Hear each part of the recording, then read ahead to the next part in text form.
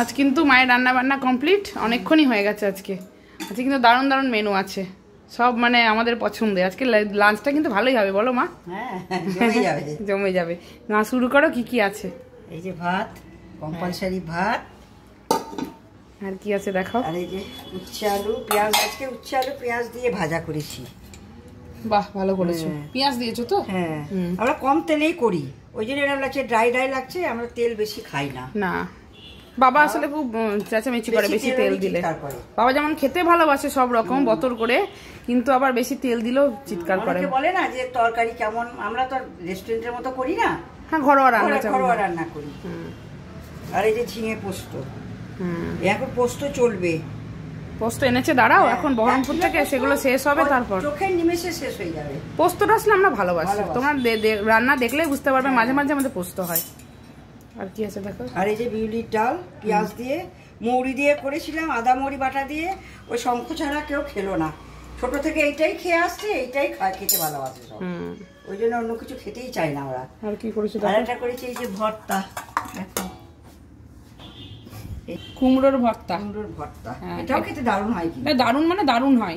এটা যারা খাওনি, হয়তো অনেকেই খাওনি, ওই জন্যই বলছি যে এটা রুটি, পরোটা, ভাত, শুকনো ভাত সবই ভালো লাগে। এটা রেসিপিটা আজকে মা শেয়ার করবে, তোমরা দেখো, খুবই ভালো খেতে হয়। একটু কাঁচা লঙ্কা দিলে বেশি টেস্টি হয়, আমরা তো দিতে পারি না। মেয়ে খায় বলে মা কাঁচা লঙ্কা খুব একটা দিতে পারে না কিছুতে।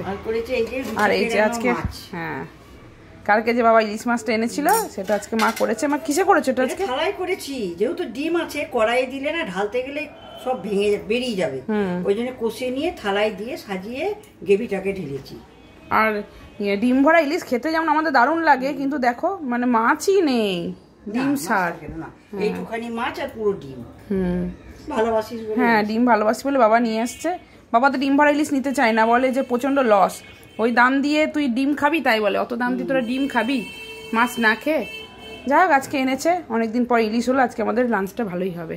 আর কুমড়ো ভর্তা রেসিপিটা আমার শেয়ার করবে, তোমরা দেখে নিও, আশা করছি ভালোই লাগবে। চলো তোমাদের সঙ্গে এই কুমড়োর ভর্তার রেসিপিটা শেয়ার করি। প্রথমে দেখো, এখানে কুমড়োগুলোকে ছোট ছোট করে কেটে নিয়ে সামান্য নুন দিয়ে সেদ্ধ করে নিয়েছি। এরপর একটা কড়াইয়ে প্রথমে সামান্য সাদা তেল আর 1 চামচ মতন ঘি দিলাম।